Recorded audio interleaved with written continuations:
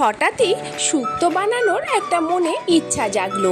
আর ফ্রিজেও সব রকম আনাজও ছিল, যেরকম রাঙালু, কাঁচকলা, পেঁপে, তোমার ডাঁটা, করলা, আলু সব কেটে নিলাম।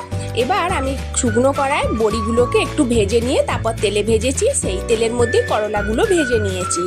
এরপর বেগুনটাও ভেজে নিয়েছি। এগুলোকে সব তুলে রেখে বাকি সমস্ত সবজিটা আমি একসাথে দিয়ে ভালো করে ভেজে নিলাম। যেমন পেঁপে, আলু, গাজর, তোমার রাঙালু, কাঁচকলা সব ভেজে নিলাম। আর এখানে দেখো বড়ি, বেগুন, করলা ভেজে তুলে রেখেছি। এবার এই সমস্ত আনাজগুলো ভাজার পর আমি কুকারে 2টো সিটি মেরে নিয়েছি। তারপরে কড়াই ঢেলে সেই মশলাটা, যেটা সর্ষে পোস্ত বাটা, দুধ, গরম মশলা, ঘি দিয়ে, ডাঁটা দিয়ে আবারও এটাকে ভালো করে ফুটিয়ে নিলাম। নিয়ে একটু সামান্য স্বাদ অনুসারে চিনি দিলাম। আর হ্যাঁ, নুনটা কিন্তু আমি সবজিগুলো সিটি মারার সময় দিয়ে দিয়েছিলাম। এটা কি বলবো তোমাদেরকে, অসাধারণ খেতে হয়েছিল আর সময়টা খুবই কম লেগেছিল।